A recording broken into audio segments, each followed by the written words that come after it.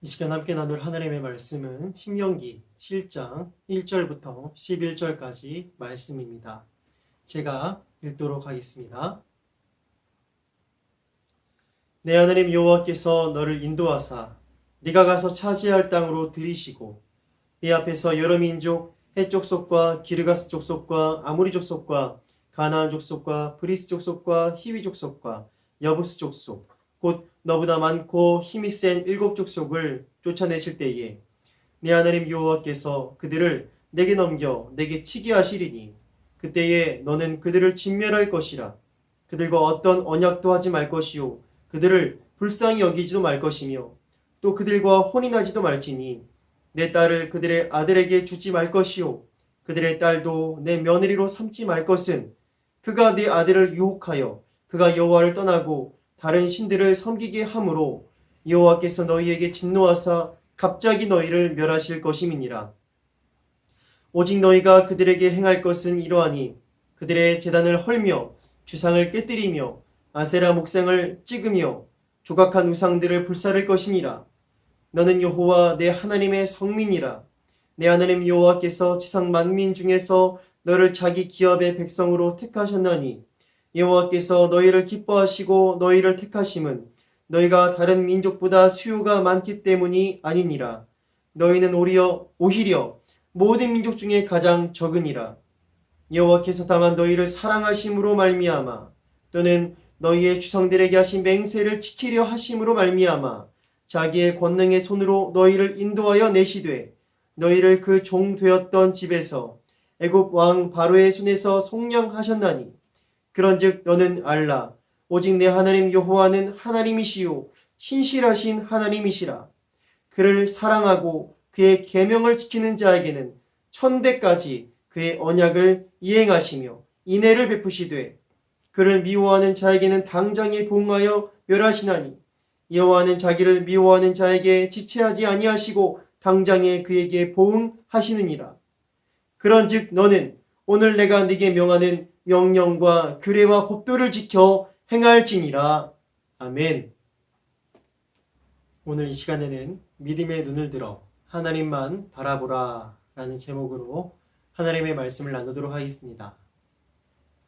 모세는 출 이집트 2세대 곧 약속의 땅으로 진군에 들어가서 그 땅을 차지해야 할 이스라엘 백성들에게 모압 평지에서 하나님의 말씀을 전하는 중입니다. 오늘 본문은 세 편의 모세의 설교로 구성이 되어 있는 신명기에서 그 두 번째 설교에 포함되는 내용입니다.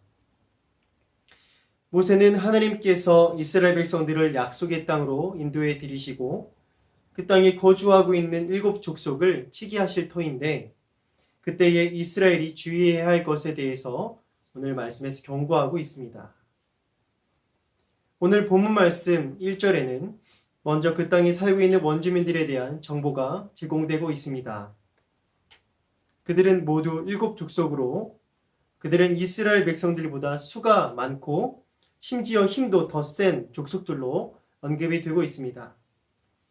그런데 오늘 여기에서 조금 더 말씀을 주의 깊게 살펴보면 그 일곱 족속을 쫓아내는 주체가 바로 이스라엘 백성들이 아니라 하나님으로 기록되어 있다는 것을 알 수 있습니다. 이스라엘 백성들을 약속의 땅으로 인도해 들이시는 분이 하나님이시고 이스라엘 백성들보다 수가 많고 힘도 더 센 그 일곱 족속을 쫓아내시는 분도 바로 여호와 하나님이다라는 것입니다. 40년 전에 이스라엘 백성들은 바로 이와 같은 상황에서 이미 실패한 경험이 있습니다. 그때 그들은 약속의 땅 입성을 코앞에 둔 가데스 바네아에서 12 정탐꾼들을 먼저 들여보냈었습니다. 그런데 정탐을 마치고 돌아온 그들 중에서 여호수아와 갈렙 두 사람을 제외한 나머지 10명의 정탐꾼들은 약속의 땅에 대한 불평과 불신의 말들을 늘어놓았었습니다. 그리고 이스라엘 백성들은 하나님의 말씀 대신에 그 불신 가득한 10명의 정탐꾼의 말을 더 듣고 하나님의 명령을 거역하며 하나님을 원망하기까지 이르렀었습니다. 이집트의 노예로 있을 때부터 시작해서 광야를 지나는 동안 내내 보여주시고 함께 하셨던 하나님의 그 큰 권능과 은혜를 너무나도 쉽게 잊어버리고 만 것입니다. 불신과 원망의 말에 전염이 된 그들의 눈에는 크신 하나님이 아니라 장대한 안악 자손들과 하늘에까지 높이 치솟아 있는 견고한 성벽들만 보였던 것입니다. 결국 그들은 믿음 전쟁에서 실패하고 말았습니다. 그 결과로 가나안 땅을 바로 앞둔 상황에서 회군하게 되었고 무려 40년이라는 긴 세월 동안 광야에서 배회하게 방랑하게 되었습니다. 그리고 그 40년 광야 생활 가운데에 믿음의 고백을 했던 여호수아와 갈렙 두 사람을 제외한 출애굽 1세대는 전부 모두 다 길에서 죽고 말았습니다. 하나님의 말씀대로 심판을 받아서 약속의 땅에 들어갈 수가 없었던 것입니다. 그리고 이제 그 모든 과정을 지켜보면서 자라난 출 이집트 2세대가 약속의 땅 입성을 지금 직전에 둔 상황이 되었습니다. 상황은 40년 전과 똑같습니다. 약속의 땅에 살고 있는 원주민들은 여전히 이스라엘 백성들보다 그 수가 많고 힘도 더 셉니다. 하지만 오늘 본문 말씀에서 모세는 선포합니다. 1절에서 2절 말씀 부분입니다. 내 하나님 여호와께서 너를 인도하사 내가 가서 차지할 땅으로 들이시고 내 앞에서 여러 민족 곧 너보다 많고 힘이 센 7 족속을 쫓아내실 때에 내 하나님 여호와께서 그들을 내게 넘겨 내게 치게 하시리니. 여기에서 싸움의 주체는 하나님이시라는 데에 주목해야 하는 것입니다. 이스라엘은 그저 하나님의 도구가 되어서 믿음으로 나아가면 되는 것입니다. 그러므로 이 전쟁은 누가 더 좋은 무기를 가졌느냐, 누가 더 수가 많으냐, 누가 더 좋은 전략을, 전술을 가졌느냐의 싸움이 아닌 것입니다. 그런 환경적인 요소는 사실 무의미한 전쟁인 셈입니다. 그 모든 불리한 상황 가운데에서도 끝까지 하나님의 말씀을 믿음으로 붙드는 믿음 전쟁, 믿음의 싸움인 것입니다. 눈에 뻔히 보이는 불리한 환경적인 요소가 아니라 눈에 보이지 않는 하나님을 마치 보이는 것처럼 바라보며 신뢰하는 믿음 전쟁이라는 것입니다. 실로 믿음은 무엇을 바라보느냐의 싸움입니다. 히브리서에 이런 말씀이 기록되어 있습니다. 히브리서 11장 27절 말씀입니다. 믿음으로 애굽을 떠나 왕의 노함을 무서워하지 아니하고 곧 보이지 아니하는 자를 보는 것 같이 하여 참았으며.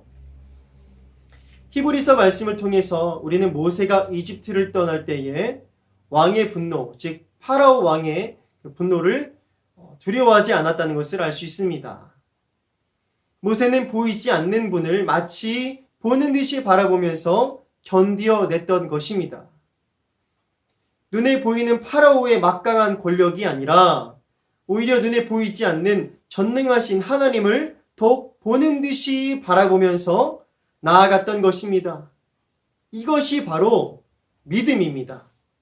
눈에 보이는 대로 이해하는 것이 믿음이 아니라 눈에 보이지 않는 하나님을 마치 보는 듯이 바라보며 눈에 보이지 않는 하나님의 말씀에 우리의 마음과 우리의 시선을 고정하여서 한 걸음 내딛는 것, 그것이 바로 믿음이라는 것입니다. 우리의 삶도 이와 같습니다. 우리가 매일의 삶에서 무엇을 주목하느냐에 따라서 우리의 마음의 주인은 얼마든지 달라질 수 있습니다.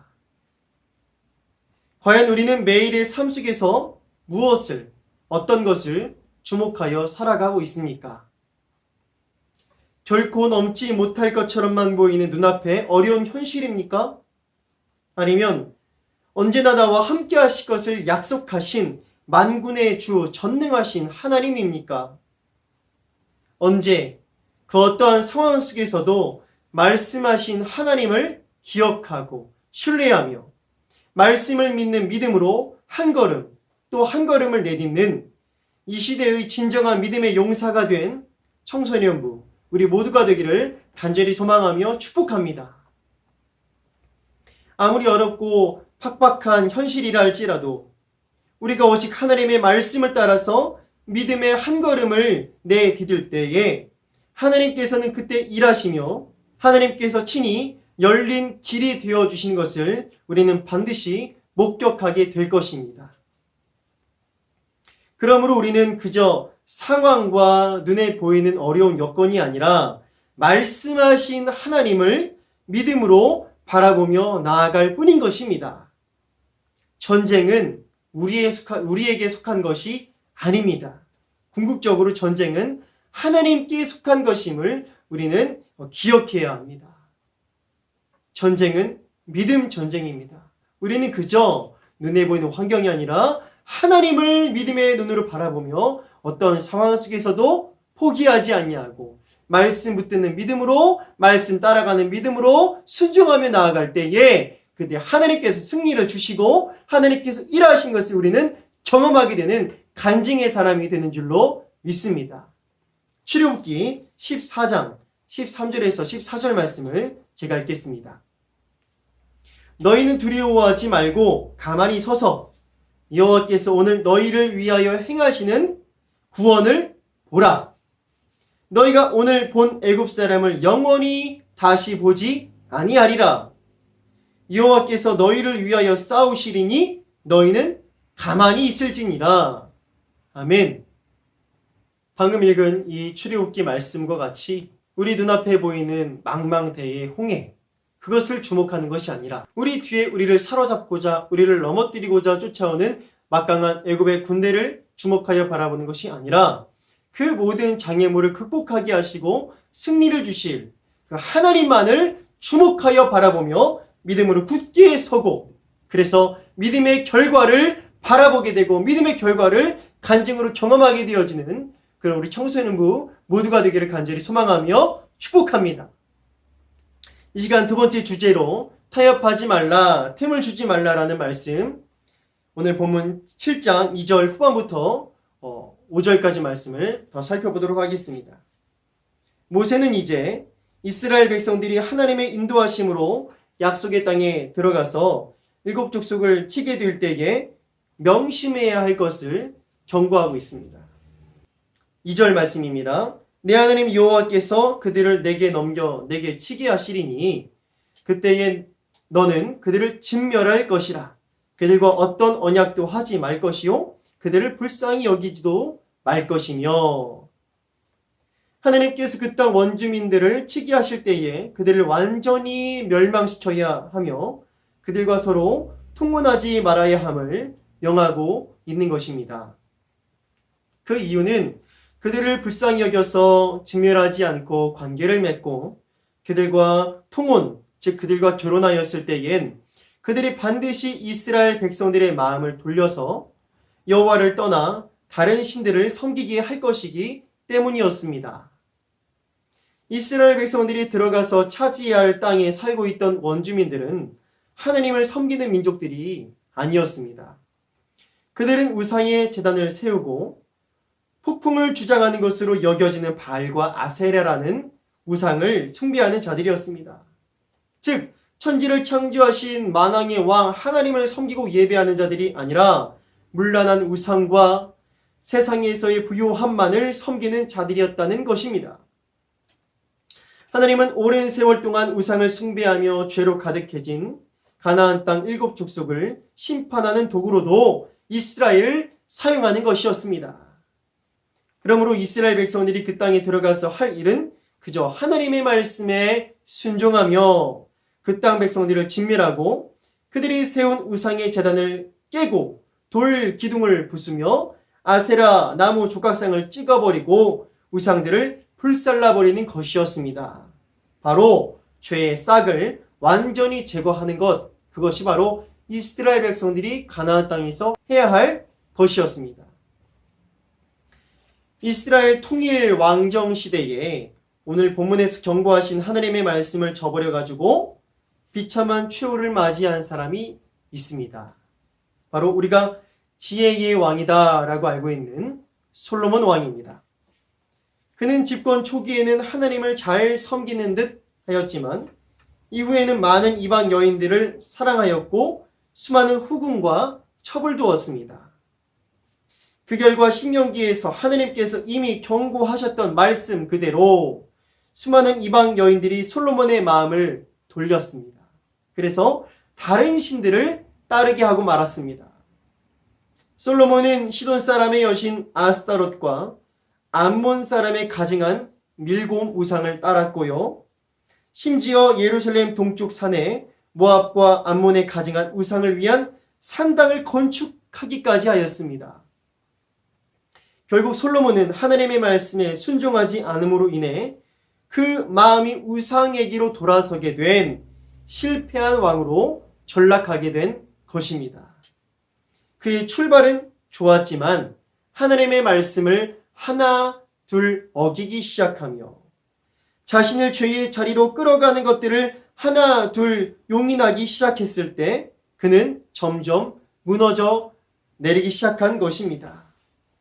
하나님의 말씀을 따르지 않고 하나 둘 죄와 적당히 타협하기 시작하고 죄를 용인하기 시작하면 결국 그 죄가 우리를 걸려 넘어지게 하는 무서운 덫이 되고 만다는 사실을 우리는 반드시 기억해야 합니다. 야고보서 1장 15절에 이런 말씀이 있습니다. 욕심이 잉태한 즉 죄를 낳고 죄가 장성한 즉 사망을 낳느니라.